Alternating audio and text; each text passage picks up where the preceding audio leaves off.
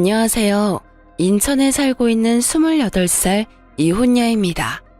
제 평생 결혼한 건 너무나 후회되는 일이지만 빠른 이혼을 한 건 정말 잘한 일이라고 생각하고 있어요. 제가 결혼 후 신혼을 즐기지 못하고 번갯불에 콩 구워 먹듯 이혼을 하게 된 이유를 이곳에 털어놓고 가도 될까요? 제 얼굴에 침 뱉기 같아서 그동안 어디 말 못하고 꾹 참고 지냈거든요. 그런데 이젠 저도 속 시원하게 털어내고 싶어요. 저는 어릴 때 꽤나 소문난 부잣집에서 태어났어요. 다만 그때 당시 집이 얼마나 넉넉했는지는 저도 체감한 적은 없어요. 왜냐하면 제가 기억이 없던 시절에 잘 나갔던 아빠의 사업은 완전히 망해버렸거든요. 그래서 부자였던 건 별로 기억나지 않지만 집이 못 살았던 기억은 아주 많이 남아있어요. 제가 초등학생 때 집에 돈이 없어서 한동안 저녁을 라면으로 먹을 때가 있었어요. 처음에는 아무것도 모르는 어린 마음에 매일 라면을 먹는다고 엄청 좋아했었죠. 그런 제게 어떤 말도 쉽게 못 꺼냈던 부모님의 참담한 얼굴이 가끔 떠올라요. 하지만 얼마 지나지 않아 현실을 깨달은 저는 라면이 물려서 울며 불며 먹었죠. 아빠가 다시 일어난 건 제가 초등학교를 졸업할 때쯤이었어요. 정말 이러다 온 가족이 죽나 싶을 때 아빠는 다시 재기에 성공하셨죠. 덕분에 저는 지금까지 부족함 없이 넉넉한 환경에서 자랄 수 있었어요. 물론 부모님이 가끔씩 그땐 정말 돈이 많았었지 하며 말씀하시던 그 옛날만큼은 아니었지만요. 다행히 현재까지도 저와 부모님은 경제적으로 여유롭게 지내고 있어요. 남편과 결혼을 했던 건 성격이 잘 맞아서였어요. 다들 사랑해서 결혼을 하지만 결국 시간이 지나면 부부는 서로에게 가장 친한 친구가 된다는 말을 들은 적 있거든요. 그래서 저도 남편감을 찾을 때 평생 함께 즐겁게 지낼 친구 찾듯이 찾았어요. 남편은 제가 만나본 사람들 중에 가장 저랑 성격이 잘 맞는 사람이었어요. 처음부터 너무 잘 맞아서 저희의 연애는 사랑과 우정이 모두 있는 특별한 관계 같았죠. 입맛 잘 맞고 성격까지 잘 맞으니 연애할 때도 딱히 싸울 일이 없더라고요. 서로 만나면서 억지로 상대방에게 맞추는 게 은근히 고역이잖아요. 그래서인지 저는 자연스럽게 이 남자랑 결혼하면 좋겠다 생각했던 것 같아요. 하지만 입맛 비슷하고 성격 잘 맞는 것도 연애 때나 좋았죠. 결혼하고부터는 입맛, 성격보다 훨씬 중요한 게 있다는 걸 깨달았어요. 살아보니 그건 어디까지나 저희 둘의 이야기더라고요. 시어머니와 시누이와 함께 사계절을 겪은 게 아니었으니 결혼하고 무척 당황스러운 일이 많이 생겼어요. 자기야, 우리 엄마 참 고생 많이 하셨어. 그런 만큼 좀 억척스러운 면도 있는데 그런 부분들은 마음 넓은 자기가 좀 이해해줬으면 해.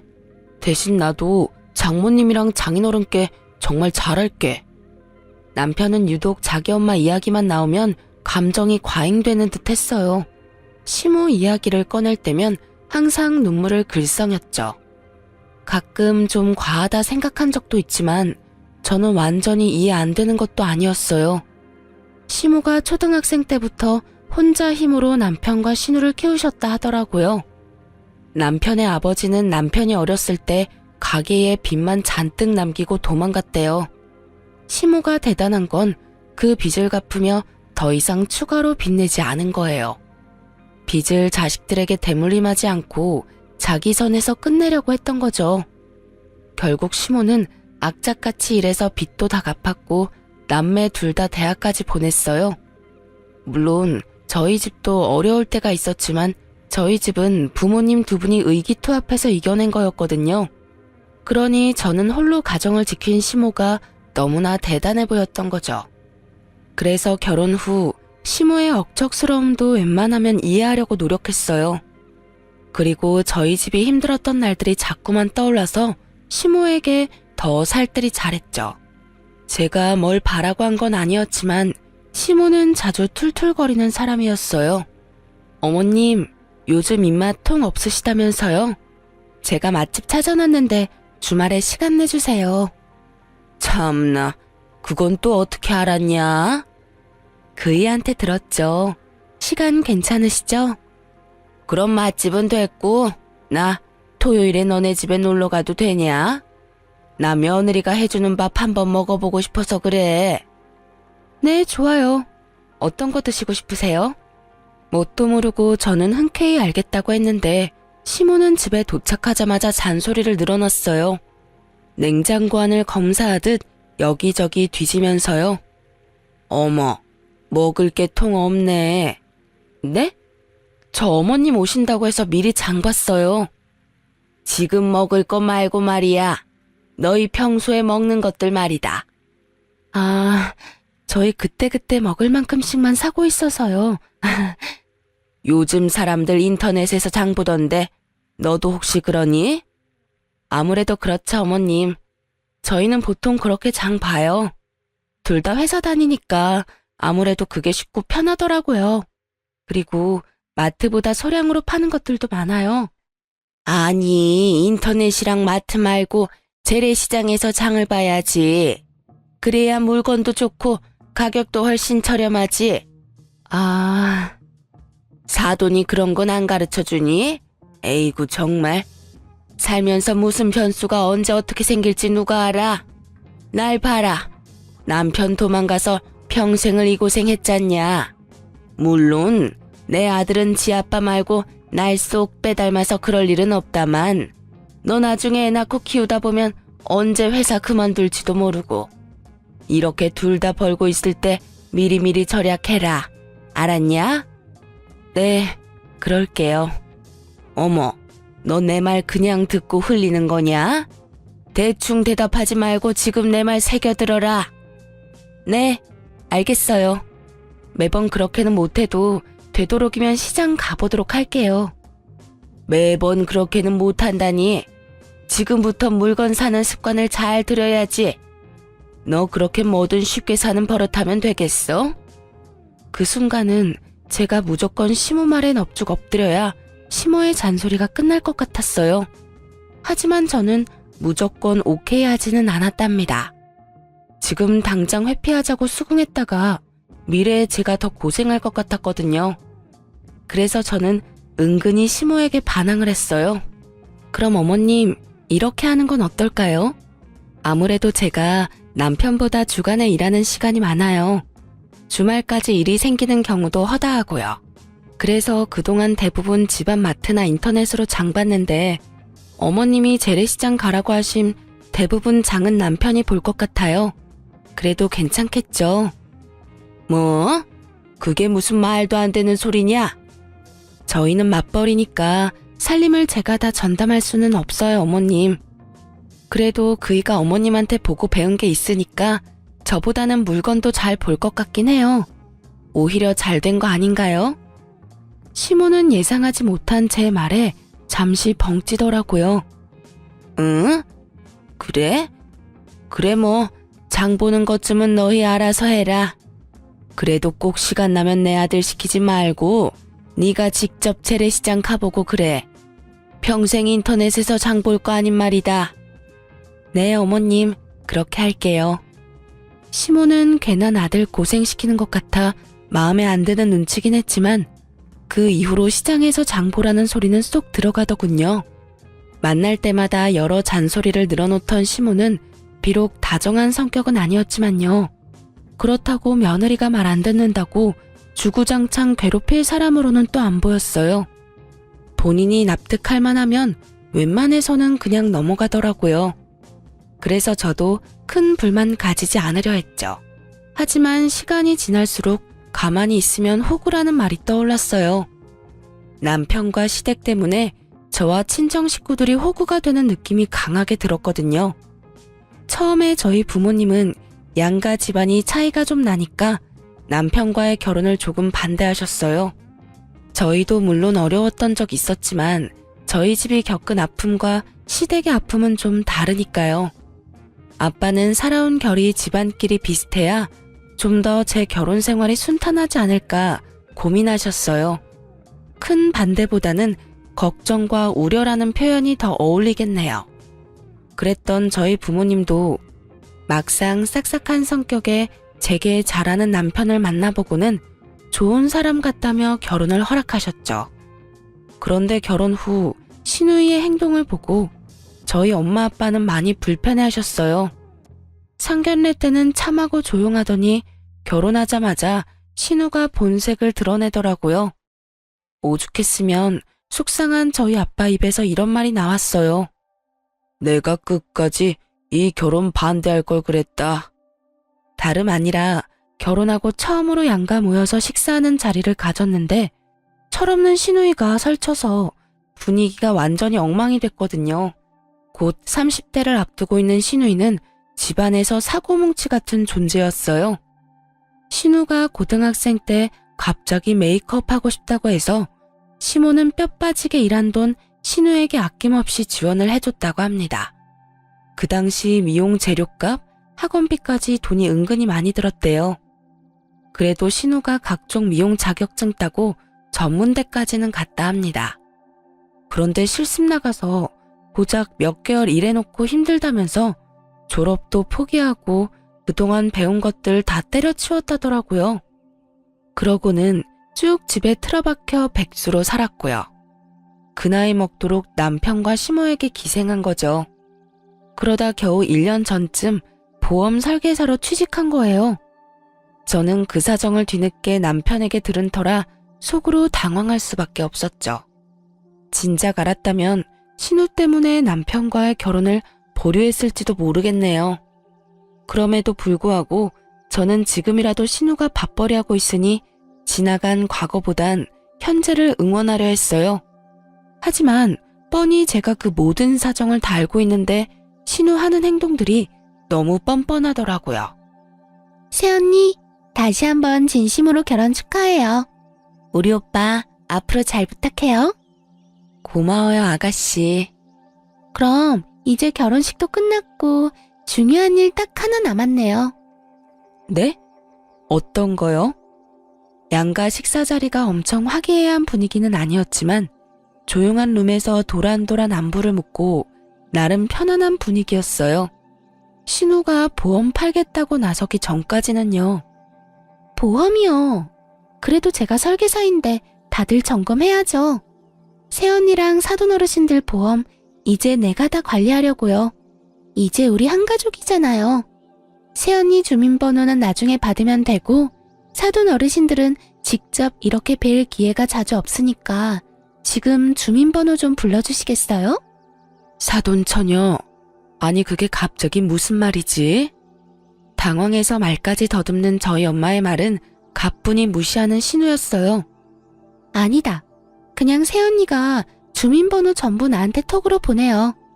사돈 어르신, 걱정 마세요. 제가 다 알아서 할게요. 이제라도 부족한 보험 추가하고 필요 없는 보험은 정리해야죠.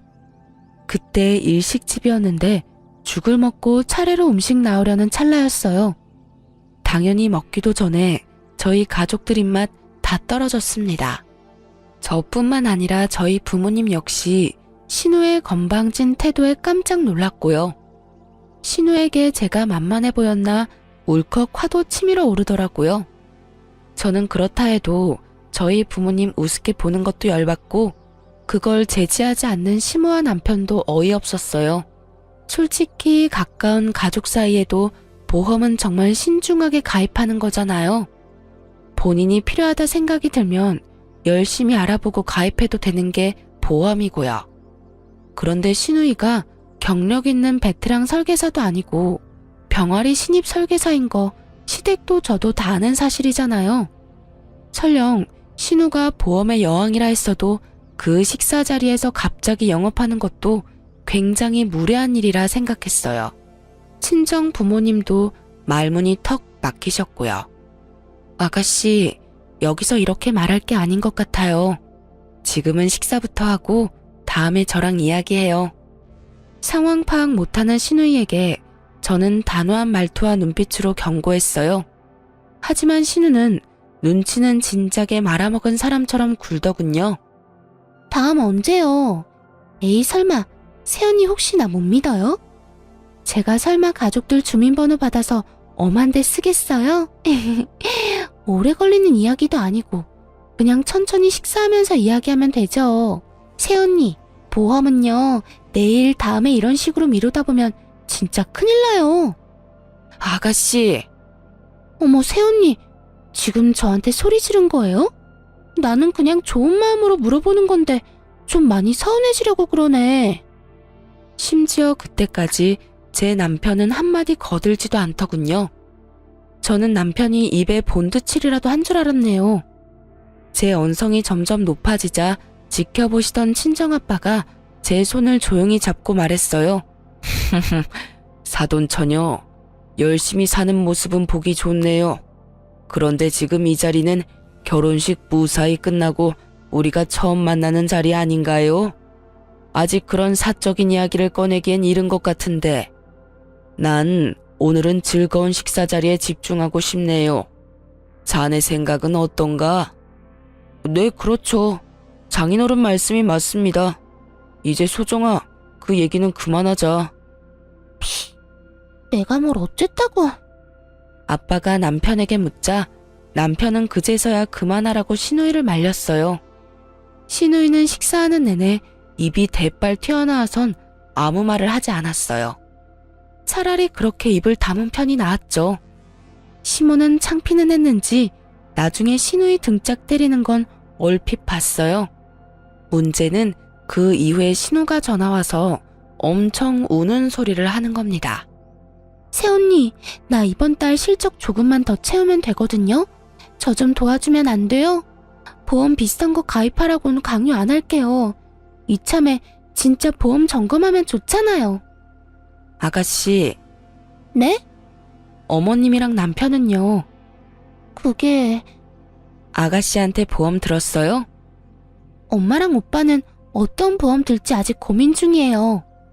어머님이랑 오빠 가입하면 그때 저도 생각해 볼게요. 너무해요, 진짜. 너무한 건 아가씨죠. 적어도 아가씨 가족인 어머님이랑 오빠는 설득해야 저도 믿음이 갈 거 아니에요. 저는 신우에게 시모랑 남편부터 가입시키고 오라고 했어요. 고집 세고 짠순이인 시모가 아무리 자기 딸이라고 해도 1년 된 설계사한테 덥석 보험을 새로 들 리가 없다는 걸 짐작했거든요. 아니나 다를까 시누이는 시모는 물론이고 남편에게도 가입 성공을 못 시켰더라고요. 본인 가족도 한 명 가입 못 시키는데 뭘 믿고 제가 가입하겠어요.